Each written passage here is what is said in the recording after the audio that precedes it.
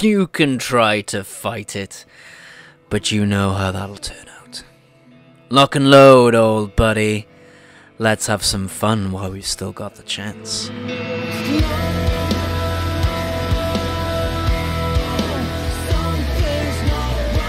Hello world. Curses and madness be upon you all, my friends. I am Euclidean Vision, the emotional support. It's a new year, I am very much the same. So we're here to look at yet another hero concept for the upcoming Overwatch 2, with the mountainous mane of malice, the pessimist with the messy fists, the big old bear who wants to care. Don your terrible holiday shirts for our big cheeky boy, the Samoan Talon Heavy Assault, Mauga. Now, I've been wondering about the big fella for a while. Strange thoughts, in fact. Likely things I shouldn't share in polite company. But whoever said that I was polite company anyway? No more messing around, let's get straight Shakespearean up in here. You know who Mauga is. If you haven't, go read the only good Overwatch short story thus far, then come back, and let's kit this boy up. Now, I've been aiming to make Mauga feel similar to his roots in the Talon Heavy Assault, while making some allowances and additions to make him feel distinct and fun in his own ways. If you know his attitude from the short story, you should know how he should feel to play. Search and destroy. Search and destroy! So, I aimed for a middle ground, sort of between main and off tank with this build again, as with some of my other concepts, so as to accommodate multiple playstyles, and fit with the seeming trajectory of Overwatch tank heroes for the future. So Mauga has a kit featuring elements of sustain and protection, but they all work together really in balance to just further his outright aggression.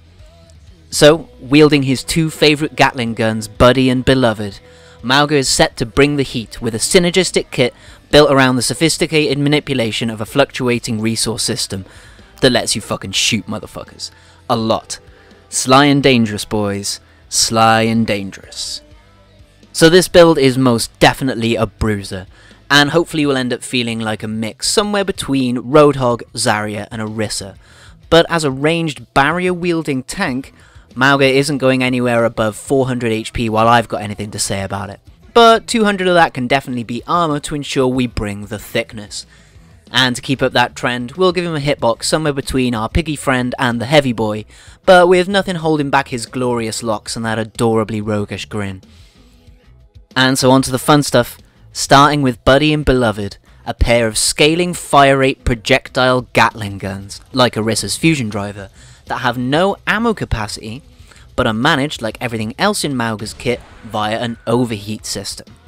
Firing, along with some certain abilities, will add heat, and reloading, along with other certain abilities, will reduce that heat.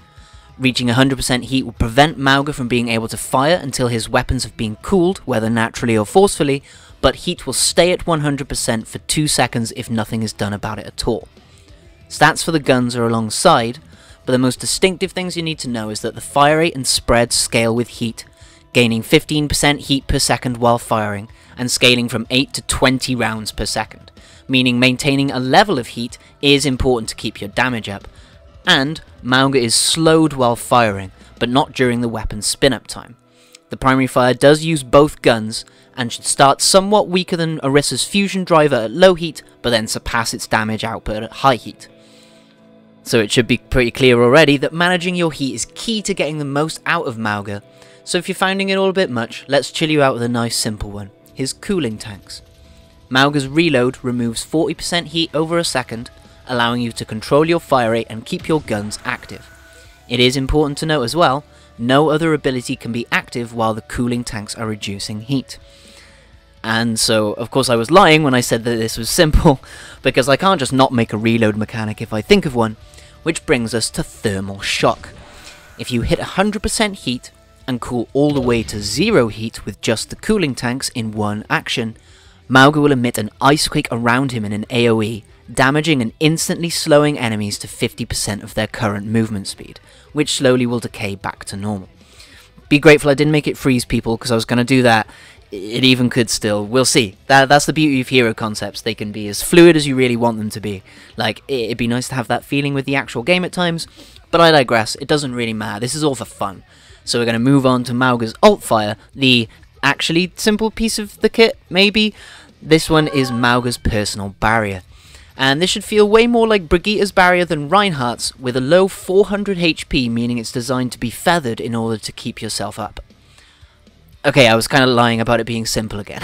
We got to make this feel particular, right? So, for starters, the barrier is produced by connecting Buddy and Beloved together, which in turn form a sort of stabilizer. Think the heavy weaponry from Aliens, the second Alien franchise film, or the heavy assault guns from Killzone, if any of you've played that.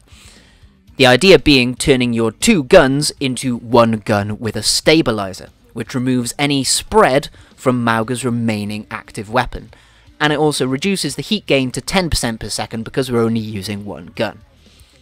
And on top of being able to fire while shielding, the barrier also locks in once activated. So there's no need to hold the button down, but you do have to re-trigger the alt fire in order to return to dual wielding your guns. And just to make things more interesting, connecting and disconnecting Buddy and Beloved in this way will deal a small amount of melee damage ahead of Mauga, knocking enemies back a short distance. Also, final thing, no, not the final thing, while Mauga's barrier is active, he can perform all of his other abilities besides the use of his cooling tanks, and his movement is slowed by 30% as when using his primary fire of the dual wielding, but when his barrier is active and he is firing his remaining weapon as well, he is slowed to a maximum of 50% of his original movement speed.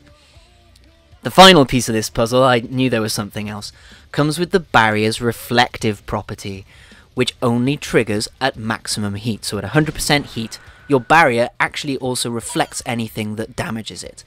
So even when using the barrier, it is sensible to be keeping an eye on your heat level at all times. I can see some arguments for making Mauga's perspective shift when he's shielding or not from first person to third person, with staying in first person working better for allowing him to still shoot more accurately, which works with removing the gun spread, but third person at least gives him a better field of view in order to block damage more effectively. But I'm not Blizzard, I can't test that, I don't know which one's actually better in the long run without really playing it, so, form your own opinion, that's not up to me. On to Mauga's first activated ability, their shift ability, Eruption, which sees you gaining extra heat in order to increase your movement speed, leaving a fiery trail in your wake as you crash into the enemy. Triggering Eruption increases Mauga's movement speed by 100%, costing 20% heat per second until heat is maxed out or the ability is reactivated. Upon reactivation, Mauga will swing his Gatling guns upwards, knocking any nearby enemies into the air, conserving his momentum from the charge to hop forward. The fiery trail left behind him only deals damage to enemies when they are actually in the AoE, there's no burn status attached with this. But the width of the trail scales from 2 to 4 meters wide with your current heat level as you storm across the field. So the idea here is to try and stick your enemies between a mountain and a fiery place, and it should feel sort of like a mix between Torb's Overload and Doom's Uppercut.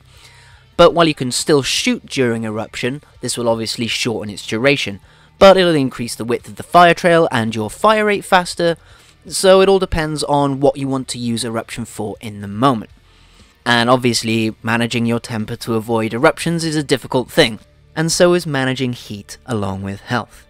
And so I looked to one of my favourite super wholesome manga series for inspiration as how to help Mauga pull himself together in times of crisis. And of course I came to Berserk. Wholesome indeed. Mauga's second activated ability, their E, takes after the eponymous Berserker armor, using the heat generated by his weapons to forcibly stitch his body back together the more he fights. Draining 30% heat per second will heal Mauga for 40 health per second until the heat has run out entirely. Mauga can still fire his weapons during this time, gaining heat, but this will obviously only slow the heat drain, allowing him to heal for a longer period of time. And this one is really that simple until you start thinking about the best times and ways to use it. It's just an interaction between heat, healing, and still being able to deal damage at a decent rate. The real points to actually know about how to use Berserker armor is that it has a 10-second cooldown between activations, slightly longer than that of Eruption's 8 seconds, and that Eruption and Berserker armor will cancel the other if activated during their cast time. So you can't use Eruption and Berserker armor together, and you can't use your cooling tanks during either of those, but you can use your barrier and your guns at any time besides reloading, and dependent on what your heat is at the time, depends on which one you'd rather use and how long you can use it for, etc, etc. And so just to prove that everything is way more complicated than I said it is, and that there really are no good people, especially myself included. Here's a pretty broken and semi-stolen ultimate. Mauga's ultimate ability, Overheat, actually comes to us courtesy of a commenter of mine, Sean Conklin, who essentially inspired the foundation of this build, with their idea for Mauga's ultimate, removing the heat limitation on Mauga's weapons and emitting a fiery AoE based on his heat level. So this is a transformation ultimate, allowing Mauga's guns and his eruption ability to continue working even at maximum heat. This will last 6 seconds, with the AoE of the flames scaling with Mauga's heat level, but otherwise Mauga's stats all remain the same. I could have messed with the heat gain or the cooling rate or given him a burst of heat and knockback on activation, but these all sort of felt unnecessary, so we could just let the ult allow Mauga to do what he does best.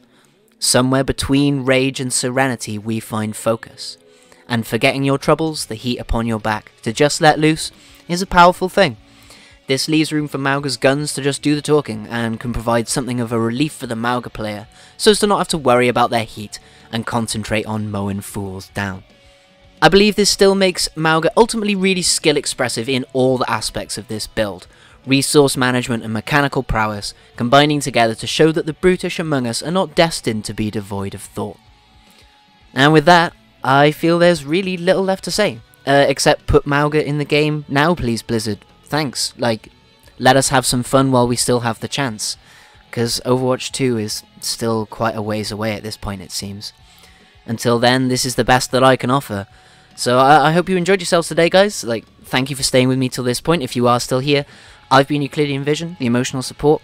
Please do all YouTube things, check out my other stuff, especially some of the stuff I've got concentrated on Overwatch 2. Comment down below telling me how OP Mauga is, because he is OP, but that's way more fun, right? Everything like that, it really means a lot to small channels like this one, and it really helps guys like me out. But either way, it doesn't really matter. It's all just fun, right? Take care of yourselves out there, teammates. Best of luck for 2020, and may the glorious light of Baskerville shine within you. Bye-bye.